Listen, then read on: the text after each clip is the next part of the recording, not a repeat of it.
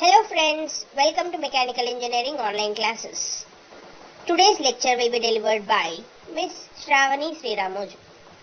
Let's see a question. Food F1 contains 6 units of vitamin A per gram and 7 units of vitamin B per gram. It costs 12 pies per gram. Food F2 contains 8 units of vitamin A per gram and 12 units of vitamin B per gram and costs 20 pies per gram. The daily minimum requirement of vitamin A and vitamin B is 100 units and 120 units respectively. The question is to find the minimum cost of the product mix by Simplex Method. So number of types of foods is F1 and F2 only 2. So let X1 and X2 be the decision variables. So we have to decide what should be X1. X1 is the X1 grams of food F1 and X2 grams of food F2. This is a product mix. So there are only two variables. We can as well use graphical method, but the question is asking us to find the solution using Simplex method. So now the question is in all descriptive form, so we have to formulate the problem. So one easy way to write the LPP standard form or LPP just like that is to tabulate what the given data. So let me take the food here. F1 is one type of food, F2 is another type of food. Vitamin A, vitamin B. X1 corresponds to F1, X2 corresponds to F2. So F1 requires how many units of vitamin A? 6 units of vitamin A per gram. So this is 6. And it needs 7 units of B. So here it is 7. Similarly, F2 contains 8 units of A, vitamin A, and 12 units of vitamin B. Now the cost of, let us write the cost here. Cost for F1 is 12 pies per gram. The cost is 12 for F1 and for F2 it is 20. Now the daily minimum requirement of vitamin A is, minimum means it should be greater than or equal to 100. For A it is 100, for B it is 120. So this is also 120. So these are the constraints. So if we can tabulate the given data, it will be very easy to write the formulate the problem, write the LPP. So let Z be the objective function. The objective is to minimize. So minimize Z is equal to, what should be minimized? The total cost. Cost of F1 is 12 pies per gram. So how many grams are we going to produce for F1? X1 grams. So total cost of F1 will be 12 into X1. For 1 gram it is 12 pies. For X1 grams it will be 12 into X1. So plus for F2 it will be 20 into X2. This is the objective function. Subjected to, what are the constraints? Total vitamin A, whether it is in F1 or F2, it should be, the intake should be minimum 100. So we are getting, for 1 unit there is 6 grams in F1. So for X1 units it will be 6X1 in F1. So here also this 8 is per gram. For 1 gram it is 8 units. So for X2 grams it will be 8 into X2. So 6 into X1 plus 8 into X2 should be greater than or equal to 100. So these two things put together should be at least minimum 100. So similarly we will write the second constraint for vitamin B. 7 into X1 plus 12 into X2 is greater than or equal to 120, where X1 and X2 should be greater than or equal to 0. Either we are producing some X1 or X2 number of grams, or we are not producing at all. So it cannot be negative, it is either 0 or more. So this is the LPP formulation. For the given question, this is the LPP. Now let us write the standard form.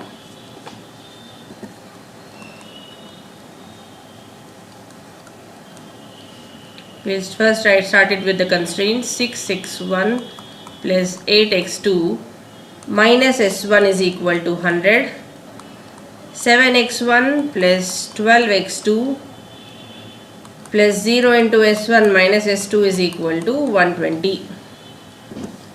This is minimize z is equal to 12x1 plus 20x2 plus 0 into s1 plus 0 into s2, where x1, x2, s1, s2 are all greater than or equal to 0. So this is the standard form. So whenever we are converting the inequality into inequality, we are supposed to, we will have a slack variable, right? Now here if you see, our s1 and s2 are negative, so they are called surplus variables or negative slack variables also. Now we have to go with the initial basic feasible solution. Let us find IBFS. For IBFS, the first assumption is that x1, x2, the decision variables are zeros. Now substitute x1, x2 0 in first constraint. We will have s1 is equal to minus 100. Substitute x1, x2 as 0 in the second constraint. You will get s2 is equal to minus 120. Good, but s1, s2 cannot be less than 0. This is a non-negativity restriction that we have already written. So here we are getting a negative value for both. So in this particular situation, where the above this solution doesn't satisfy the non-negativity restriction, we are not able to find the initial basic feasible solution. This is not feasible. This is a basic solution, this is an initial solution. It is not feasible. We cannot start our simplex with that. So what should we do now? We have to convert this into an IBFS. So there is no other way. What we can do is, the given constraints are these. Let me rewrite them here. 6x1 plus 8x2 minus s1 plus 0 into s2 plus some artificial variable a1 is equal to 100. Now if you clearly check, this equation 1 is exactly what is given in the question. 6x1 plus 8x2 is taken from the question. This minus s1 is equal to 100 is just this is just rewritten in this form. The meaning is not changing. The summation, this expression 6x1 plus 8x2 is not always equal to 0, right? So it can be more also. When this is more than 100, so when we are writing it equal to 100, there should be something which is subtracted from here. So when s1 is 0, 6x1 plus 8x2 will be equal to 100 if it is more than 100. So that whatever extra is there, that the value is taken by s1. So we are not changing the meaning of the given question or given constraint from 6x1 plus 8x2 is greater than or equal to 100 or 6x1 plus 8x2 minus s1 is equal to 100, both are same. But if you see this, 6x1 plus 8x2 plus minus s1 plus a1 is equal to 100. We have changed the meaning of the actual question, actual constraint. But we are forced to do so because we are not able to find an IBFS with this particular situation, in this situation. So we have introduced an artificial variable. This is called an artificial variable.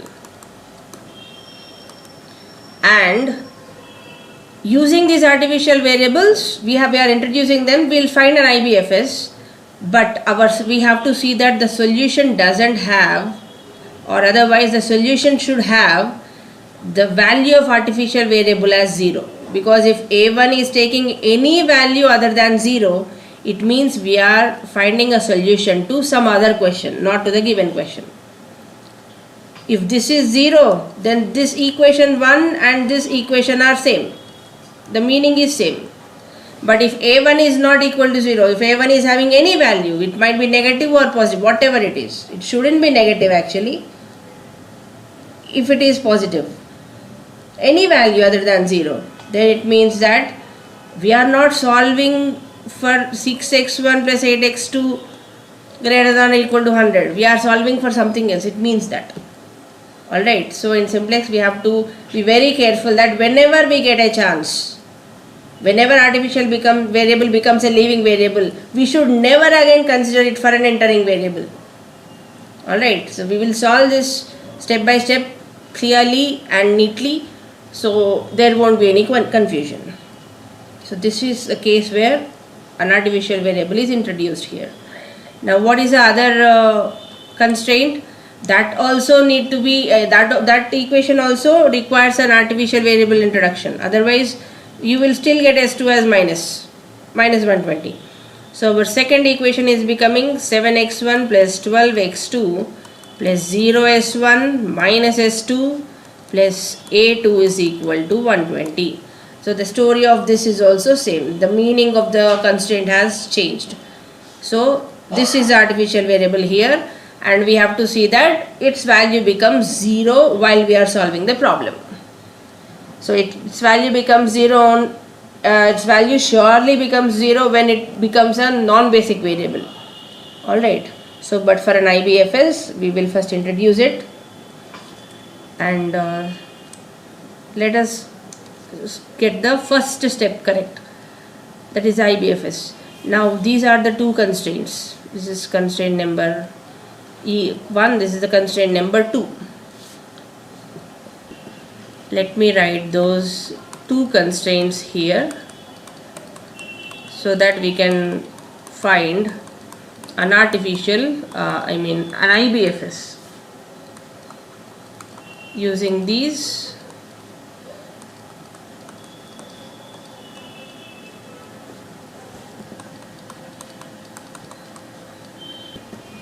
Now these are the constraints, and such that xi means x1 x2, s1 s2 and a1 a2, all of them should be greater than or equal to 0. That is the standard form, right? Now let us try to find an IBFS. Let x1 be equal to 0, x2 be equal to 0. How many non-basic variables do we need? How many variables are there? x1, x2, s1, s2, a1, a2. The total number of variables is 6. Number of constraints is only 2. So we have to set 4 variables to 0. So there are 4 non-basic variables. x1, x2 are there, and why are we introducing a1 and a2? So as to avoid s1 and s2, because if s1 and s2 are to be basic variables, they are giving negative values. So we will make s1 equal to 0 and s2 equal to 0. So these 4 are the non-basic variables. Then with as set x1, x2, s1, s2 as 0s, we can find the values of other variables. What are the other variables? Substitute x1, x2, s1, s2 is 0 in this first constraint, you will get a1 is equal to 100. From the second constraint you will get a2 is equal to 120. So all these are the basic variables. This is greater than or equal to 0, this is satisfied, this is also satisfied. Here all the values are satisfying this non-negativity restriction. So whatever we have obtained here is the initial basic feasible solution. Now we have to see how to write our objective function in terms of the artificial variables. In terms of slack variables, we have already seen this, how to write this, we know it.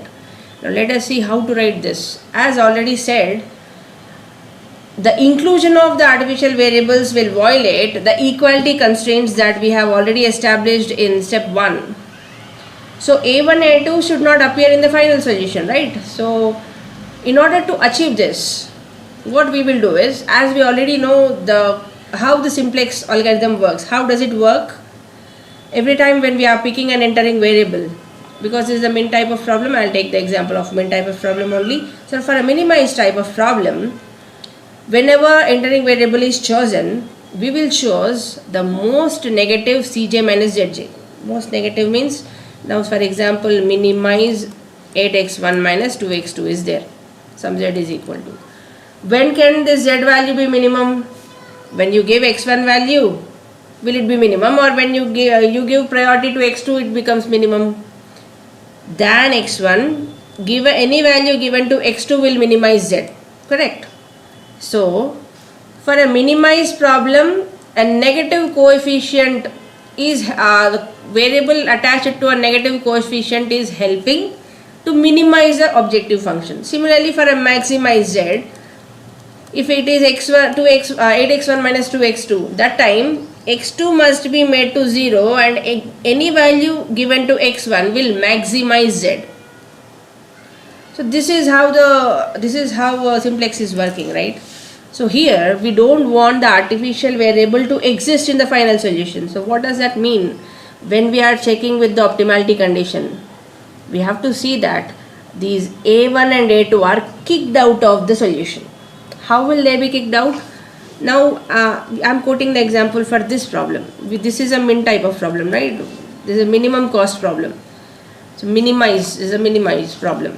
So for a minimized problem, for the objective function to be minimized, a variable that is attached to a smaller coefficient is encouraged in the final solution, right? Now if I don't want a particular variable to appear in my final solution, it should have a very big positive coefficient. If it is having a very big positive coefficient, simplex will kick this out of the basic solution. When artificial variable, when this is made to 0, my final answer will not have this a1 or a2. Getting me? So in order to achieve a1 and a2 to be 0, they have to be assigned a very large penalty. For a minimized problem, the penalty will be a positive value. For a maximized problem, penalty will be a negative value. Alright, so here because it is a min type of problem, I'm going to attach a large positive penalty. That is a large positive penalty, that those variables will not be considered for improvisation of z. So our minimized z will be equal to whatever is already given is 12x1 plus 20x2 plus 0 into s1 plus 0 into s2 plus some very big number, capital M. This is some very large number, m into a1 plus m into a2. Now don't ask me why you did not take m1 and m2. I don't have any criteria that a1 is okay than a2 or a2 is okay. I don't want a1 a2 both. So I don't want to work on whether this m1 should be equal to m2 or it should be slightly higher or lower. No, let it be both both m1 m2 are highest positive numbers possible, because a1 and a2 are equally not needed for us. Equally I have the same kind of reluctance to have a1 and a2 in my final solution. So I am giving the same large value to it. So this will be the objective function, and this is our LPP with this IBFS. So once we are ready with the IBFS, and now because we already have the standard form of LPP, we can go with writing it in a tabular form. We will start with the simplex table now. Or here I can also find z now. x1 is 0, x2 is 0, s1, s2, these are already 0. So what is happening to this? ma1 plus ma2, a1 is 100, a2 is 120. So it is 100m plus 120m. This will be 220m. So our z has started with a very large value. We have to minimize it. So let us write the first simplex table here.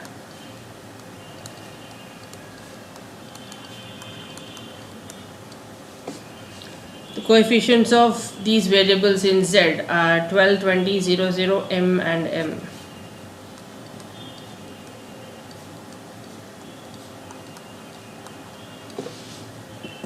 And in our IBFS, the basic variables are x1, x2, s1, s2.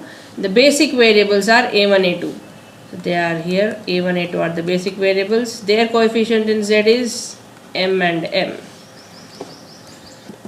Now let us write the first equation. First equation is 6x1 plus 8x2 minus s1 plus 0s2 plus 1a1 plus 0a2 is equal to 100.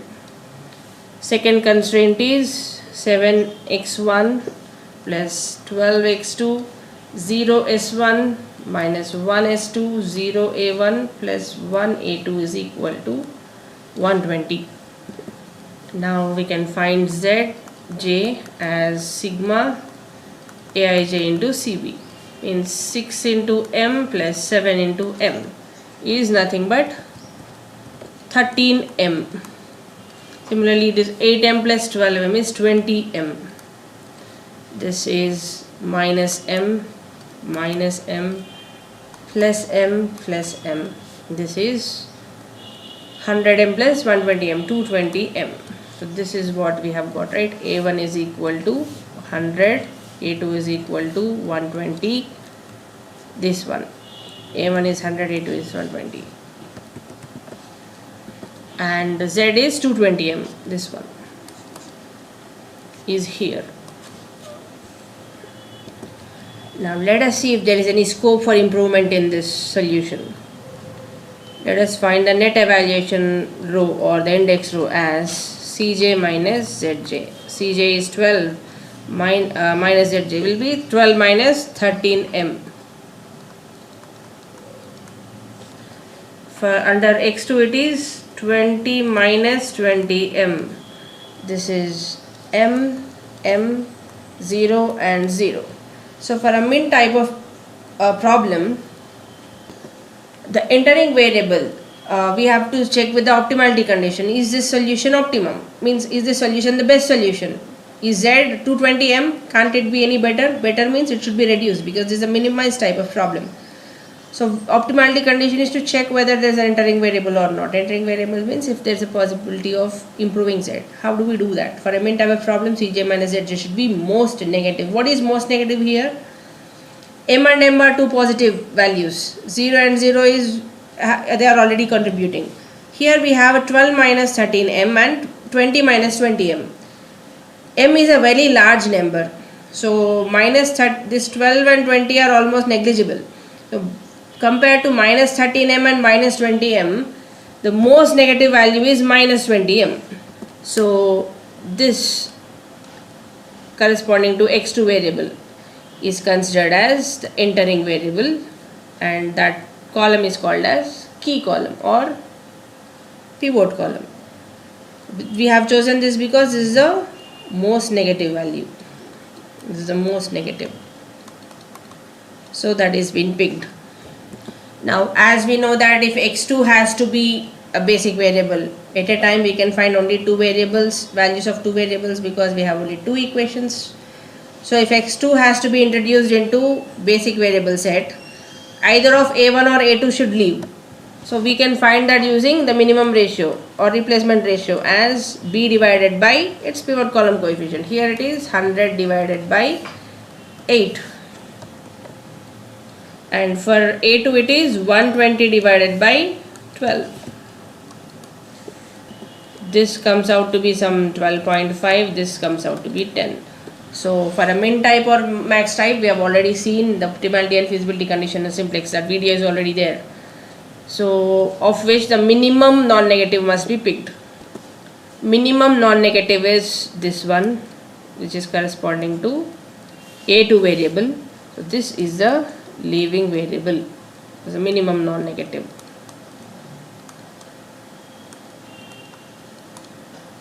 This most positive for min type of problem. This minimum non-negative for leaving variable, same for minimized type or maximized type. Now the corresponding A2 row is called as key row or pivot row.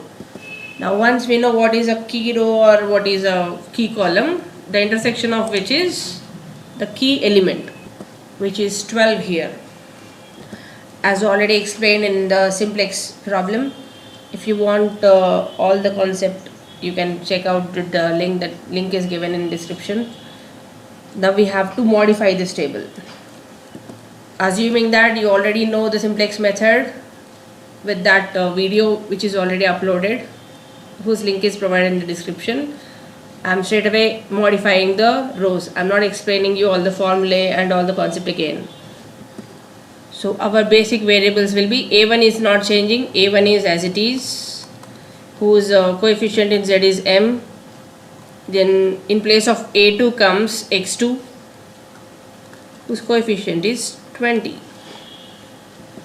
Now the first row that we will write is the entering variable row, which is the x2 row. x2 row will be equal to A2 row by key element, which is 12. So 7 by 12 is here. It becomes 12 by 12 is 1. Entering variable row is equal to leaving variable row by key element, right? So I'm doing the same. That will be 0 by 12, which is 0. Then it is minus 1 by 12.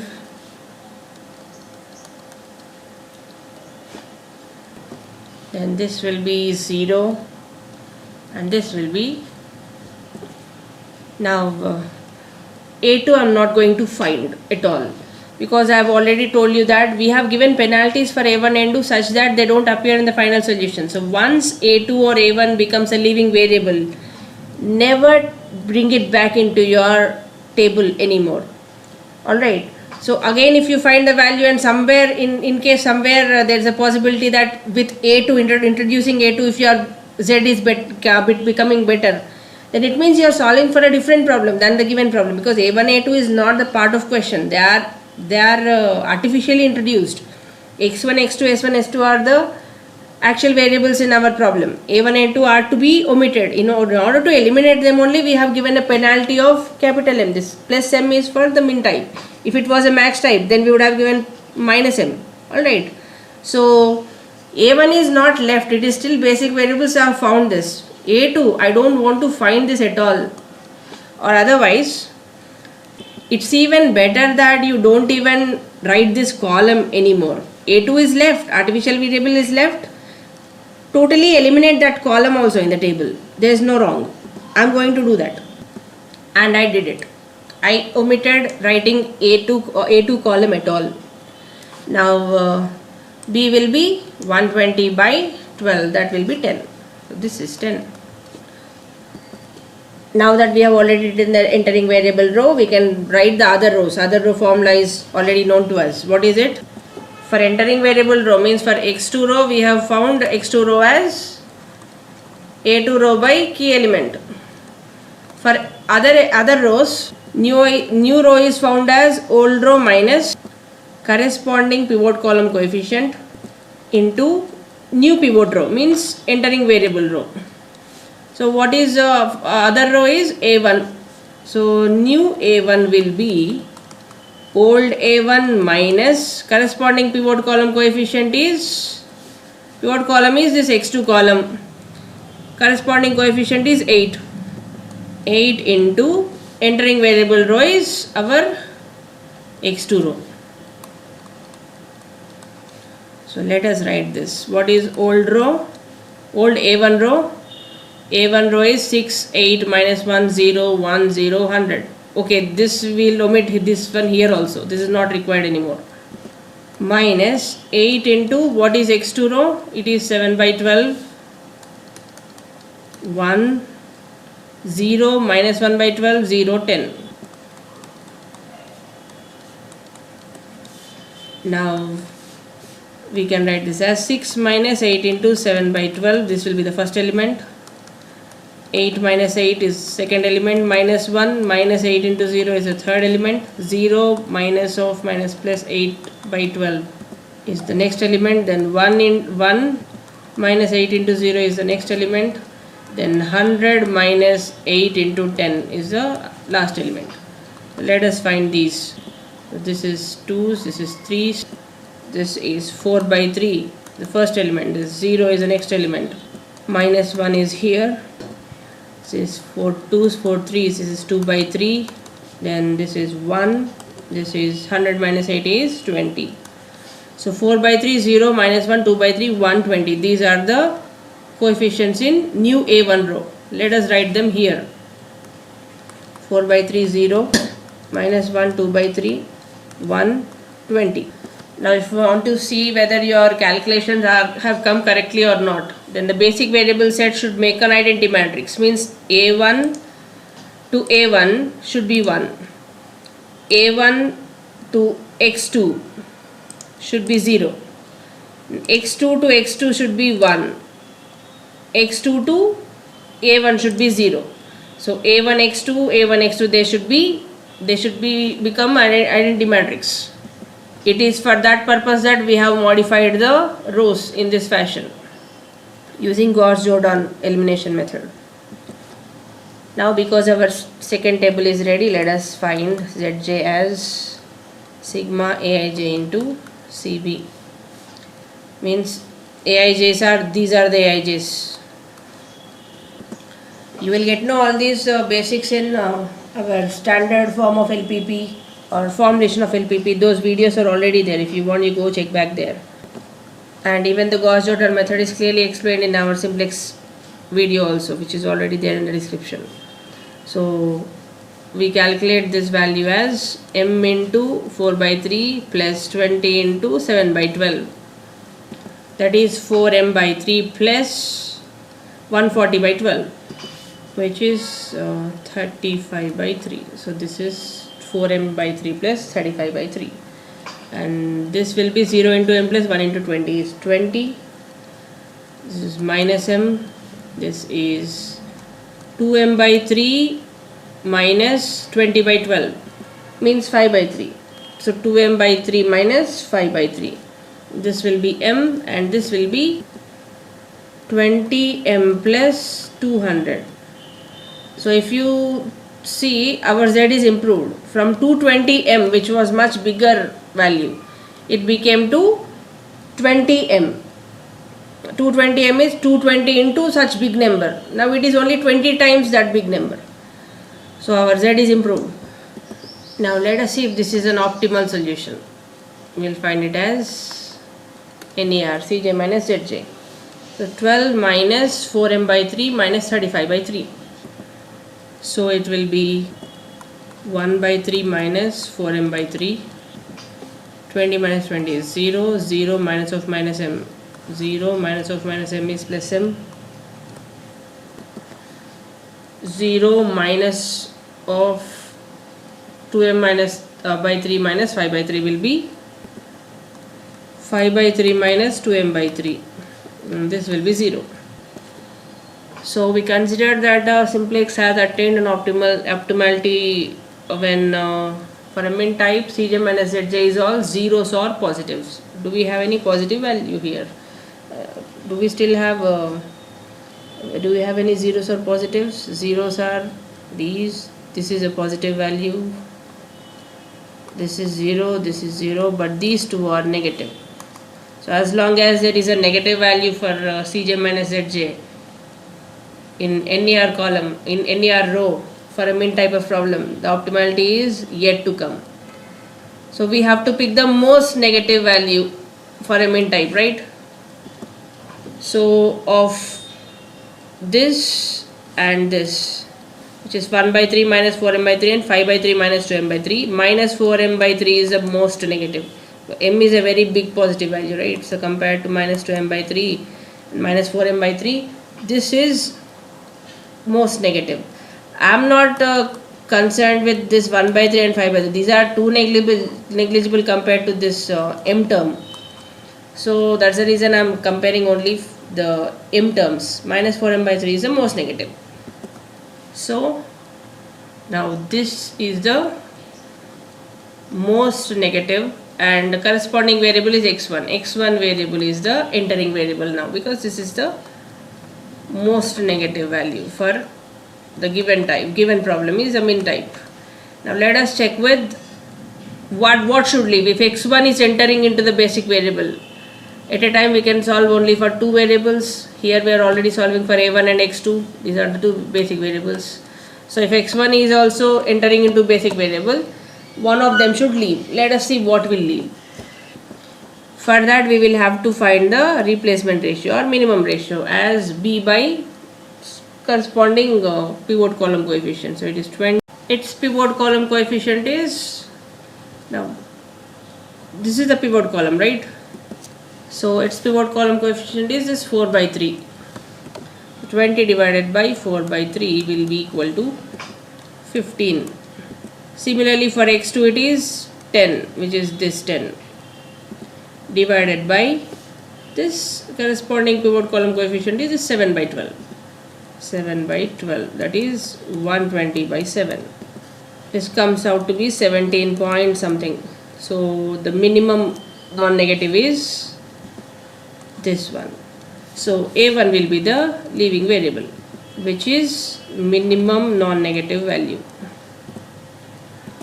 And as x1 is a entering variable, so x1 column is the pivot column, and because now we have found the leaving variable also A1 row is the leaving is a pivot row or key row, and the intersection of the two is key element or pivot element. Now with x1 and x2 as basic variables, because x1 is entering variable, right, x1 will come in place of A1. And not just that, because A1, which is an artificial variable, has come out to be a leaving variable, we don't have to continue this column A1 anymore. So as we got a chance that A1, A2 both artificial variables should not be there in the final solution, whenever they leave, we are omitting that column. We don't have to waste our time on calculating the elements or anything for that. So here I am writing the table for x1 in place of A1 and x2. It is already there. So their coefficient in Z is 12 and 20 respectively. And just like how we have used formulae to write this modified table, these ones, similarly I am going to write the third table. Here the entering variable row is x1 row, leaving variable row is A1 row. So every element of A1 should be divided by the key element being 4 by 3. So we will be first writing the x1 row, entering variable row, as 4 by 3 by 4 by 3 is 1, 0 by 4 by 3 is 0, minus 1 by 4 by 3 is minus 3 by 4, 2 by 3 by 4 by 3 is 1 by 2, and 20 by 4 by 3 is 15. So for the other rows we have the formula. New x2 row is nothing but old x2 row minus its corresponding pivot column coefficient will be this one. Pivot column is this. Corresponding x2 row is this. So corresponding coefficient is 7 by 12 multiplied by entering variable row, which is nothing but R1 row. So we can write it here. Old x2 is 7 by 12, 1, 0, minus 1 by 12, this is not needed, 10, minus 7 by 12 into x1 row is the entering variable row, which we already which we'll first write in the new simplex table. 1, 0, minus 3 by 4, 1 by 2, 15. Because in x1 row we did not include A1, so here also we have omitted A1 in this. You have to always remember that your all the operations that you are doing is with the corresponding variable. This is coming under x1, this is coming under x2, this is coming under s1, s2, b. So you cannot, if you are following this order, for every row you have to follow the same order, or otherwise we will be making a blunder. This is 0, this is 1, this is 7 into 3 by 12 into 4, 7 by 16, and this is minus 1 by 12 minus 7 by 24, that means it is minus 3 by 8, and this is 10 minus 7 by 12 into 15, that means this is 5 by 4. So our new x2 will be 0 under x1, 1 under x2, 7 by 16 under s1, minus 3 by 8 under s2, 5 by 4 under b. Let us write this there in the table. 0, 1, 7 by 16, minus 3 by 8, 5 by 4. The row operations that we have done is to be able to straight away read the values of basic variables, right? So for that, the basic variable set should be an identity matrix. So x1 to x1 should be 1, x1 to x2 should be 0. Similarly, x1, x2 to x1 should be 0 and x2 to x2 should be 1. So our calculations were correct. We got the identity matrix. Now let us find Z for this combination of values, for this combination of product mix. Here it was for A1, for A1A2 we got Z as 220M. For A1X2 we got it as 20M plus 200. Now let us see for X1X2. So this is 12 into 1 plus 20 into 0 is 12. 12 into 0 plus 20 into 1 is 20. This is 12 into minus 3 by 4 plus 20 into 7 by 16 is. Then 12 into half is 6 minus 3 by 8 into 20. 4 5s, 4 2s. 12 minus 15 by 2 is minus 3 by 2. This is minus 3 by 2. Then the value of Z, the actual value of Z will be now 12 into 15. This 12 into this 15 plus 20 into 5 by 4 is, this 12 into 15 is 180 plus 20 into 5 by 4 is 25. This will become 205. The Z value is 205. So from 220M, which is a very big number, it came down to 20M plus 200. Now there is no M at all. Both the artificial variables are left. So now Z, the Z that we got is 205. Now let us see if it is, at least this is the best solution, or if we need to further improve it. We'll find it as NER Cj minus Zj. 12 minus 4 is 0, 20 minus 20 is 0. 0 minus of minus 1 by 4 is 1 by 4. 0 minus of minus 3 by 2 is 3 by 2. So for a min type of problem, if Cj minus Zj is all zeros or positives, it means that is the optimality condition, but there is no more negatives. So whatever is obtained here in this table is a final solution. So therefore the best is obtained with the product mix as x1 should be 15 grams of food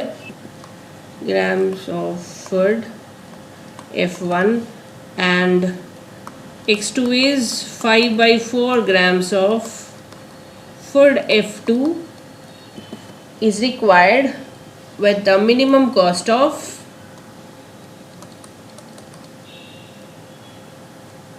205 pies.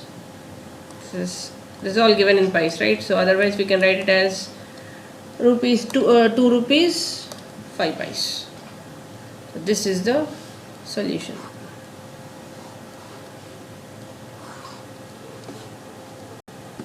Now hoping that you have clearly understood this, let's see if you can solve this question. The question is to maximize Z, which is 3x1 minus x2, which is subjected to constraints. 2x1 plus x2 is less than or equal to 2, x1 plus 3x2 is greater than or equal to 3, and x2 is less than or equal to 4, where all x1, x2 is greater than or equal to 0. Try to solve this problem and put your answers in the comment section.